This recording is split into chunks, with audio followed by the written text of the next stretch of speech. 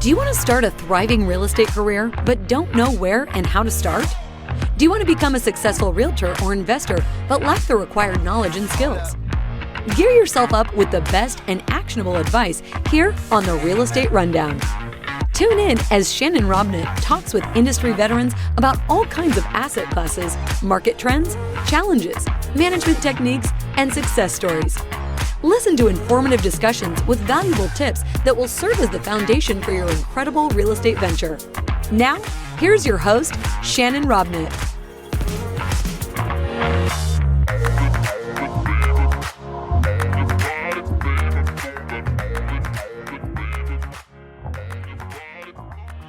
Hey everybody, welcome to the Real Estate Rundown. You're going to not want to miss this next episode. It's episode 272, and we've got Zack Boothe on the show. You're going to really want to catch this guy because he's going to talk about the $40,000 40-day challenge. I don't know what it is.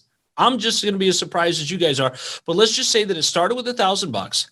He's going to explain how it's possible. He's going to explain the common mistakes people make when they start real estate investing. He's going to explain the best strategies of finding discounted properties. He's also going to help you understand that once you attain a discounted property, how to implement the perfect exit strategy on the way to making money. So guys, you're definitely going to want to catch Zack and I as we download this conversation.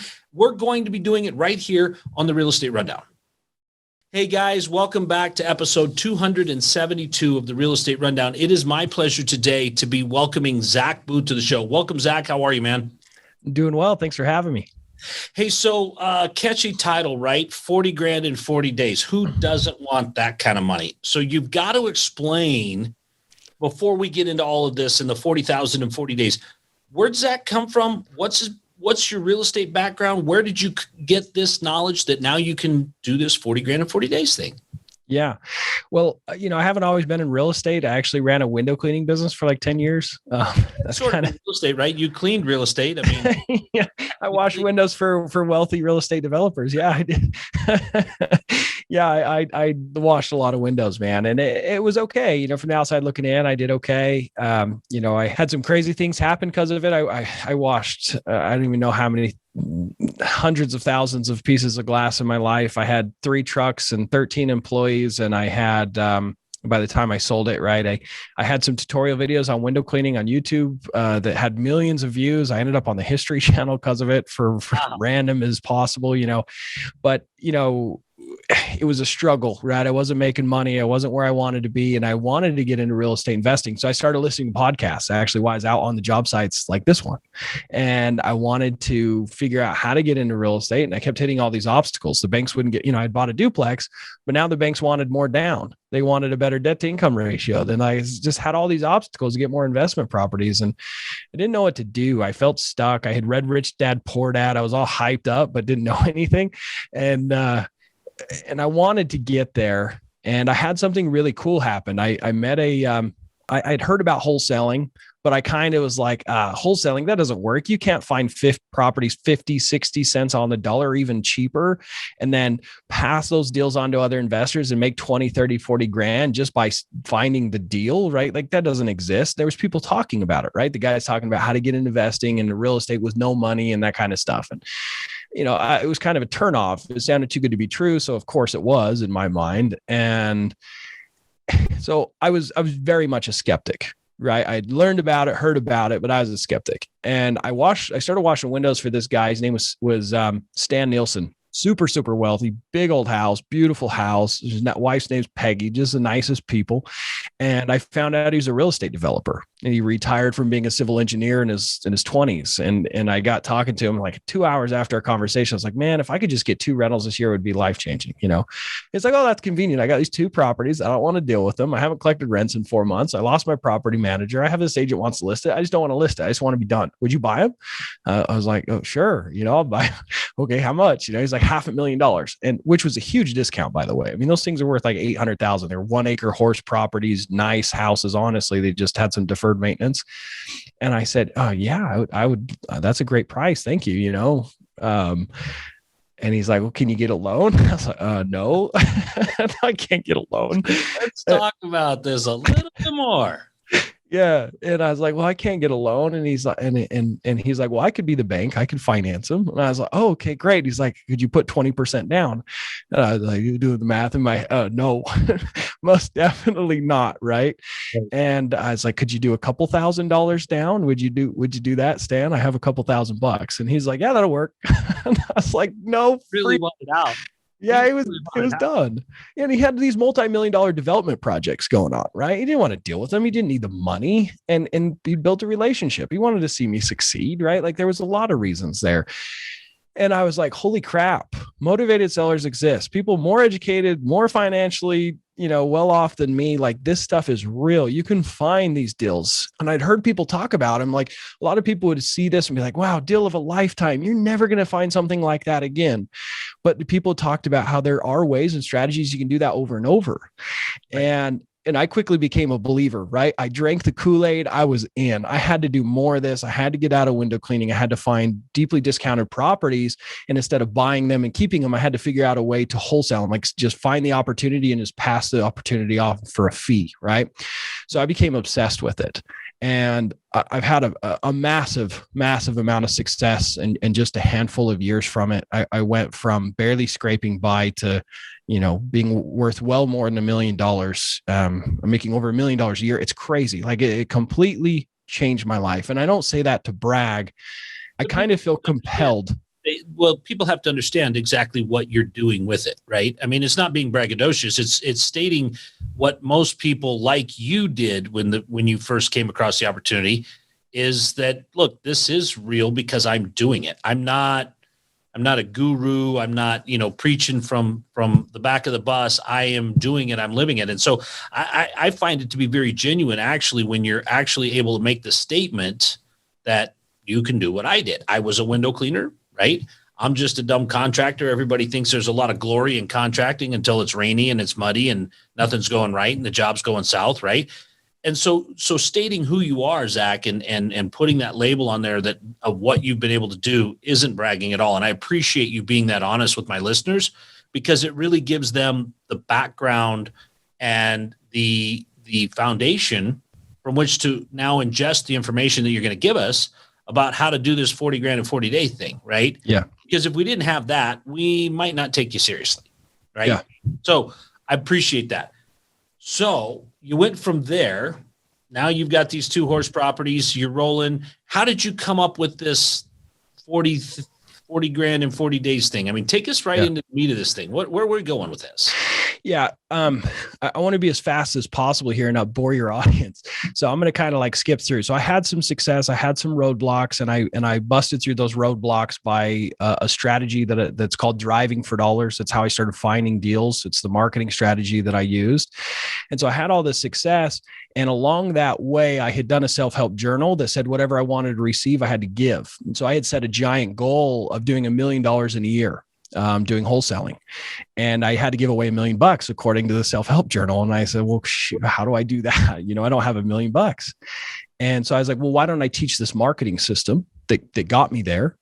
And so I brought on some students, and they had a massive amount of success, put well over $1 million in their businesses. And I did 1.2 million that year.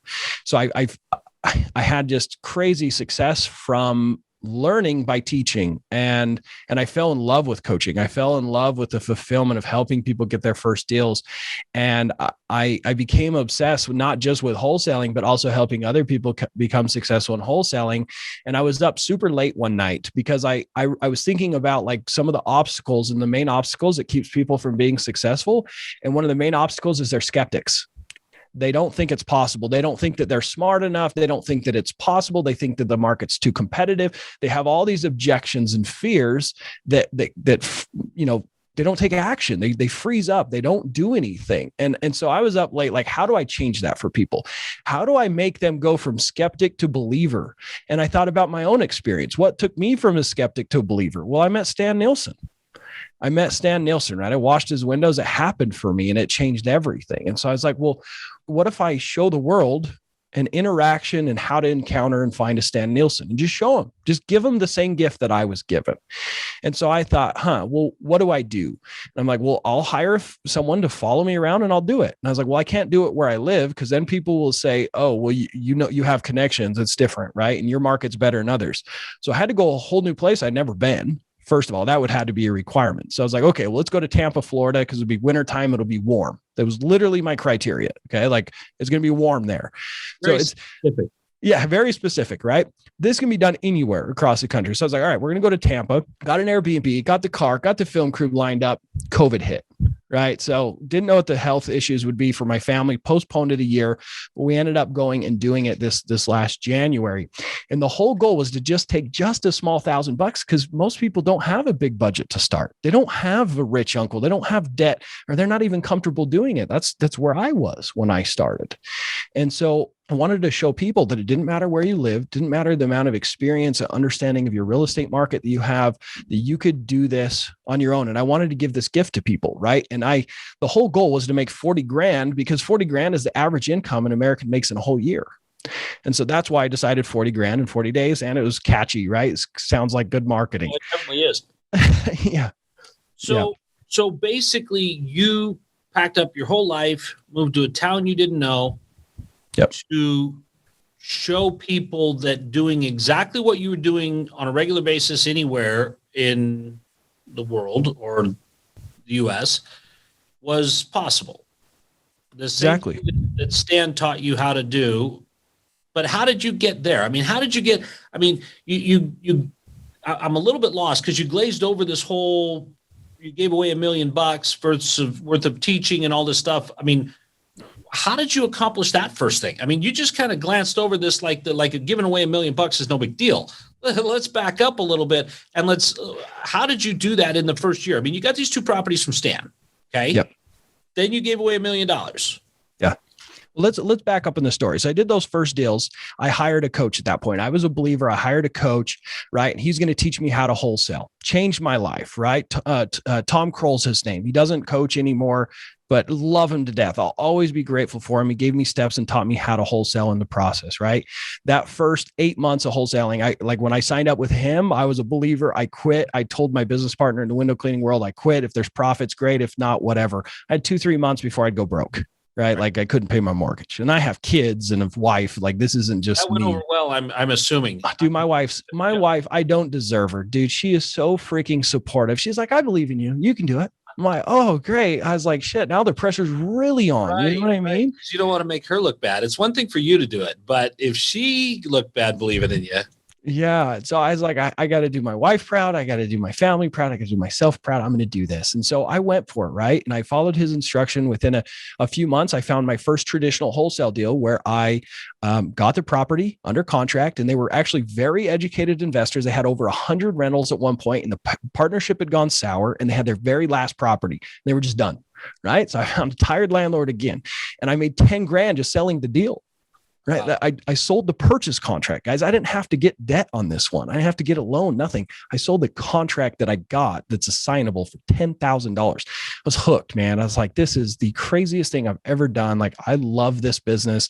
And by the end of that fiscal year, it was like 8 months later, I had done like 115. And at the end of that year, I was hitting struggles. Like, how do I find more discounted properties? And I was going to like county courthouses and city buildings and pulling like the code violation list or the divorce list or eviction list. And I was marketing to those people with postcards, seeing if they wanted to sell. But my deals dried up. Like 2 months, I didn't have a single deal, and I'm running out of money, right? Because not only am I having to make money to spend money on marketing, now I'm having to feed my family off that money too. And so I was like, I got to find a way to find discounted properties. And I started thinking, like, how do I find more of these people? And what I realized is every house I went to had physical signs of neglect. Like, the people, the properties were a pain in their butt. So they didn't want to deal with cutting the grass and fixing the, cracked window. They put duct tape up, and there's boards on windows, whatever. There was physical signs of neglect. And so I was like, well, I'll just drive around. And I thought I invented this idea. This has been around as long as real estate, guys. So it's called driving for dollars. But I'm like, oh, good job, Zach. You're so smart. And I'm not smart, right? It's been thought of a million times before. So right. Anyways, I think I invent this thing called driving for dollars. I didn't know what to call it. And I'm driving around and like writing down these addresses, and I recruited this guy that was to help me do it. anyways, we had like 70 properties, and we go to county records, and we look it up on county records, figure out who owns it and all that stuff. And we do a deal. I made like $9,000 off of like 70 properties. I was like, this is what I got to do. Like, this is going to change my life. Right. So I start doing that. And then I find out there's technology and apps where I can just drive through the neighborhood, see the house, and touch the phone. It uploads all of the information on Excel spreadsheet. Then it really speeds up the process. By the end of that year, we do just shy of $500,000. I'm pinching myself. Right. I'm like, I've struck gold. I could like, you didn't want to go back into the window business, Zach? Dude, I was hooked. I was so hooked. I was like, real estate is my favorite.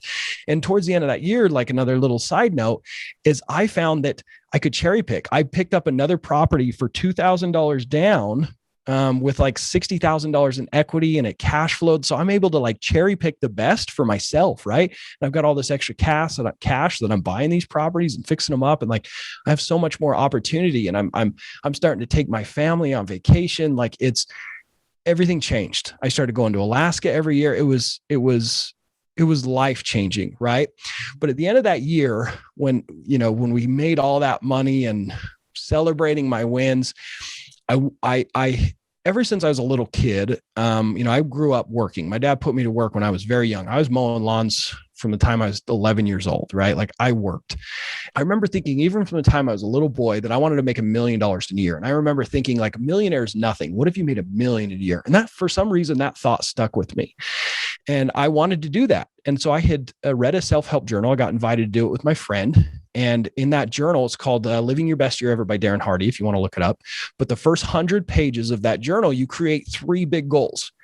And there's a part in there that it says, whatever you're trying to receive, you have to give it. If you want more love, you have to give love. If you want money, you have to give money. So I'd set a goal of $1 million.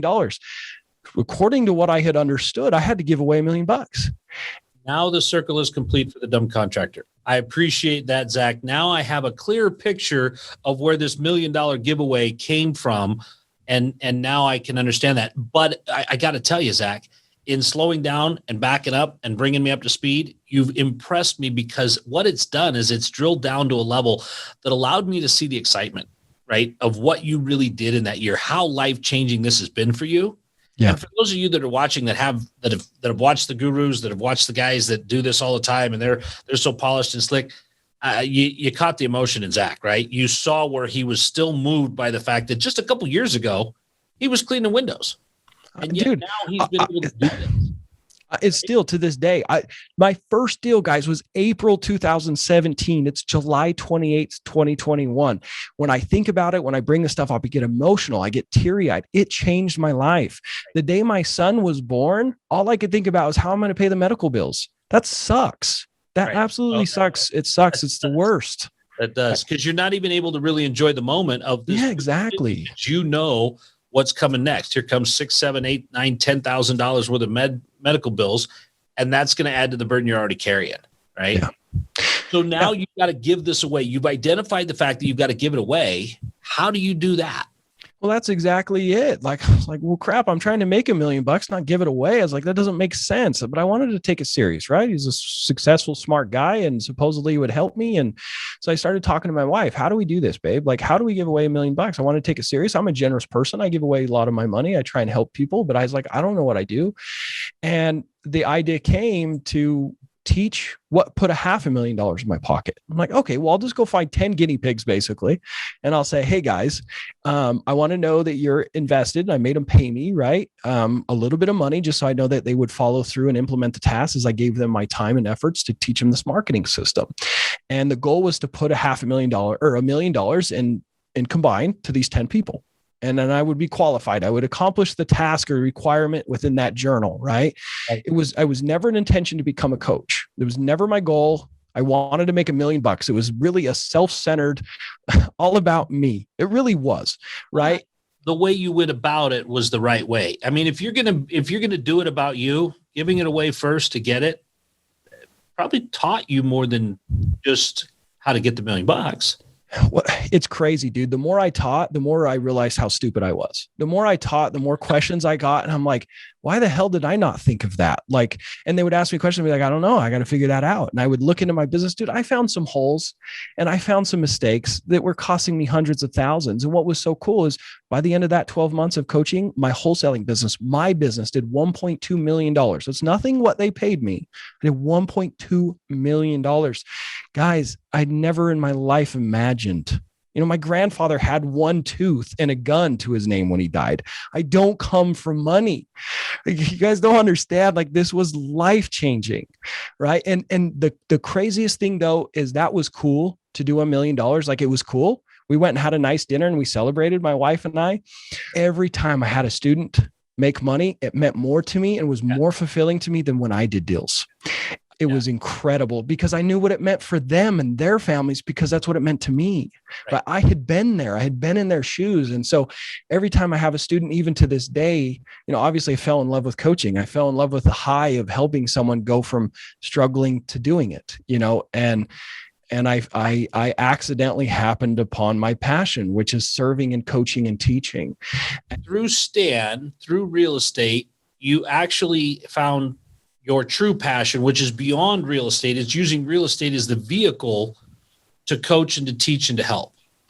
Yeah. And I mean, I still have my wholesaling business, right? I'm going to do anywhere between 1.5 and $2 million this year in wholesale fees and flipping fees. And that doesn't even count my rental portfolio. I've increased my net worth by like $600,000 this year with stuff I've bought. Mm-hmm. And all of that set up passive with the team and everything. I spend all my time coaching. Like, I feel like I eat my cake and I keep it. Like, it's incredible what's come of real estate. I love it. I think it's the best business. I think everyone should quit their jobs and do it. Like, it's the greatest thing in the world. But you also said early on in this interview that you drank the Kool-Aid, right? Yep. And you said that it was your self-doubt that kept you from really truly winning. Did I misquote you there? No, 100%. And that's why I did the 40-day challenge. I wanted to give that gift. So are you really saying that the only thing that stood between you and your success was you? Yeah, it was. It's that 100%. It was. I mean, obviously, I got a coach and he gave me the action steps, right? That's so important. But there's lots of coaches. And there's lots of free content and a lot of action steps that you can get. But if I didn't believe, I wouldn't take action. If I don't take action, I don't get results. If I don't get results, I start to spiral downwards with less confidence, less action, and you fall into a rut where you have to start with that belief. And so, the whole goal is to make 40 grand. I don't want to spoil it. You guys can go watch it for free on YouTube. I blew that out of the water. I mean, I crushed it. I mean, way more, over doubled that. Anyways, I don't want to spoil that. But what was most important to me for that challenge was not necessarily to make more than 40 grand. Of course, that was the goal. That was the whole attempt. But before I went, I prayed. I said, God, I want to give a gift to people. I said, I want to find a Stan Nielsen and I want to document it because I want to give other people the confidence to change their life like my life was changed because of Stan Nielsen. And I get emotional every time I tell a story because it's real, it's raw. Like, it changed everything for my family, and it's going to change generations, right? And it's going to change many other families because it's put me in this position of authority and to be able to help and coach. And so on day 4, if you're going to watch any of these days, watch day 4. Day 4, I got the wrong phone number. I called the wrong guy. And I said, hey, do you want to sell your property XYZ? I can't remember the address. And he's like, oh, honey, do we own the address? And I was like, hey, it doesn't even matter. Sounds like you have more than one property. Do you want to sell anything that you have? I'm looking to buy. Oh, conveniently. Yeah, I do. I have some, right? This guy's name was Jerry. I go to his house that night. We signed 3 contracts, super successful investor.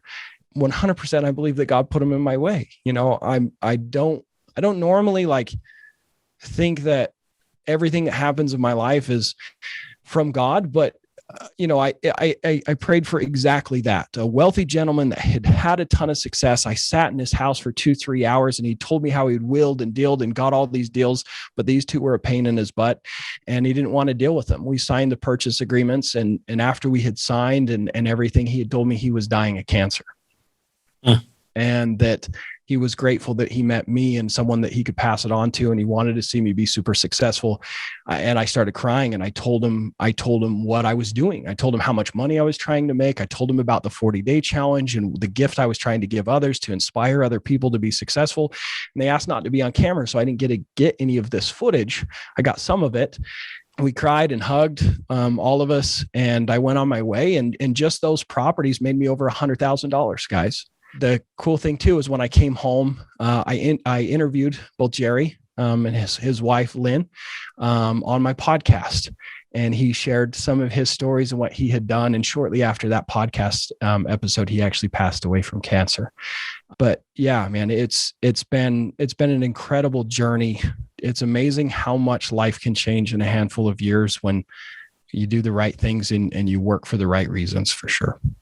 Well, and the legacy that Jerry left, right? Yes. So here's a guy that wheeled and dealed, and his dying moments, dying weeks, months, was able to make even more change, right? And was able to pay it forward walking out of this world.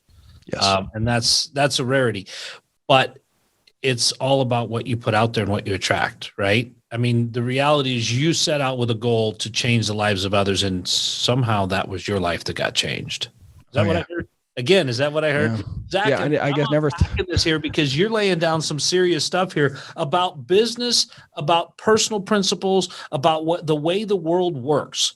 If you want negative energy, you will attract negative energy. You want positive energy, you will attract it because of what you give off. If you're out there trying to give away $1 million, you're going to get it. You can't not. Right? I completely agree with you on how this happens. And I love the passion behind your story. I love the realness of it. You know, so often we get sold stuff. And if you look back on it, Zack, I think if you would have met you, back the skeptic you, I don't think you'd have had any problem convincing him. You wouldn't have needed a stand. I just kicked myself in the butt and said, get to work. You would have convinced me because I'm not a wholesale guy. I've done about every kind of real estate before it had a real official millennial name. You know, I did house hacking when it was just being broke and needed to keep the lights on. You know, I did a flip. I actually did a complicated flip because I bought the house and moved it, you know, and then I remodeled it and flipped it. You know, I've done the BRRRR strategy. I've done them all, but it's about the passion behind it that gets the people to believe it. Right. Yeah. So, Zack, I really dig the time that we've had, and I know that your time is a little bit short today, but what about the 40-day challenge was the most inspiring? I mean, was it the fact that you accomplished the goal? Was it the fact that you helped Jerry out? What was the number one thing that you took away from that? Yeah. Kind of like I said, you know, I had asked for finding a Stan Nielsen, right? To give that blessing to other people, to give them that confidence. And so, you know, that's my favorite part of it. But I mean, there's a lot of valuable things you can get from this. I document day by day, the challenge, the struggle, the cold calling, the objections, the rejection, you know, how hard it is and how hard I work and how exhausted I was. I mean, I had never drank energy drinks in my life. And dude, I was throwing those things back just because I'm having to do the basically starting up a company, bootstrapping the thing with $1,000. And I still got a wholesaling business, $1 million wholesaling business that I'm sitting in on meetings and answering questions and helping evaluate deals. And then I have all my students all across the country, you know? And so it's like, and I made a major sacrifice for the first 30 days of that challenge. My wife's from Brazil, and I sent my kids and my wife away for 30 days. I didn't see my family for 30 days to do this challenge. I mean, it was a massive sacrifice to do this. You know, I'm grateful for what that content is. I've gotten so much positive feedback, you know, and there was a lot of emotional pressure I put on myself because I was promoting this thing long before I left. Right.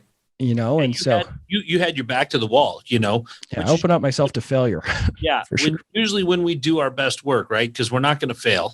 Yeah. We're not wired that way. We're not going to accept that. So, well, Zack, that's an incredible story. So now when you teach your students, are you teaching this 40 days to process? I teach them the action steps, the exact action steps, exactly what I do and how I do it. Right. That's what I teach my students. You know, I don't necessarily want to promote promote my course and my coaching because I don't want to take it away from the free stuff. I don't want to be like, oh, he's just pitching his course. Don't join my course. If you think I'm pitching a course, don't join it. Just don't ever join it. Find a different coach, please. I want you guys to be successful. I want my legacy that I changed lives, not that I took money from people to change life, but I changed lives. So there's the free YouTube content. There's also my podcast, the Driving for Dollars Mastery podcast, and the YouTube channel is DFD Mastery, stands for Driving for Dollars. So DFD Mastery, search that in YouTube, you can find my channel. So now, Zach, you said you spend most of your time now coaching. Yeah. That's what I do. You've systematized your Driving for Dollars business. You've systematized your wholesaling business. So it runs with a couple of employees and you're still doing the same kind of volume? Doing more volume, actually. So I don't have a humongous team. I have my main acquisition manager, Hayden, who's been with me pretty much 6 months after I started. And he manages and trains, since I went to Florida and opened up a whole new branch, basically, right? I bootstrapped a company there. We now are still continually doing deals there. So we hired an acquisition manager there. So we're making money in Florida now, accidentally. And I should kind of accidentally. And then I have Miguel, who does all my driving and systems. We're hiring another driver in Florida. We need someone there. And I have 3 cold callers and a VA that spends like 10 hours a week on our business. That's it. That's our entire team to do 1.5 to 2 million.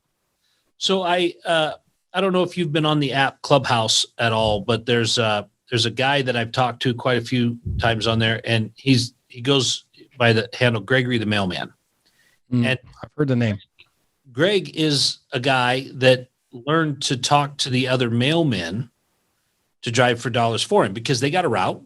Right? They got the same route every day. They know who collects the mail. They know who doesn't show up. They know the house that's overgrown. And he would give them, he would pay them for those tips. And It was the same thing, but now he was using people who were already doing the driving that didn't realize that they were now his, not his guinea pigs, but he now had a minion of other mailmen driving for him, right? And he was able to close those deals and get those referrals through other mailmen. So it was kind of funny because when you mentioned driving for dollars, I think of Gregory because, every day, 5-6 days a week, you're going through the same neighborhood going, man, Mr. Johnson's never getting his mail. You're throwing it over the fence. He's got a pile around the mailbox. This is an abandoned house, right? Yep. Same sort of things that you were talking about. So, well, Zach, I really appreciate you coming on the show. What is it that if somebody doesn't have the time or the money to join your course, what is the one piece of content that you have that they have to go look at? Is it day 4? What is the one piece that they got to go look at? Yeah, you got to go watch the 40-day challenge. Okay. Right? If you really want it, you watch the whole thing. If you're just intrigued, watch day 4. But if you're serious, watch the whole thing. Watch the YouTube channel. And then once you're done with that, listen to all the episodes of my podcast, because it's not just me rambling. It's the students that are doing driving for dollars and their life-changing success and exactly how they did it, right? Like it's not a pitch fest. It's this is what they did and how they did it. Go do it, right? I'm trying to change lives with my content, not sign people up. That's awesome. Well, Zach, I appreciate you stopping by the Real Estate Rundown today and giving us this information. Guys, go check out dfdmastery.com. Go find Zack on YouTube. Go find us. Tune in. Don't forget to share and subscribe to the Real Estate Rundown on Podchaser, Spotify, iTunes, wherever you get your podcasts and get automatic updates. You'll find us on Instagram as well. So, guys, thank Zack by going and checking out his content.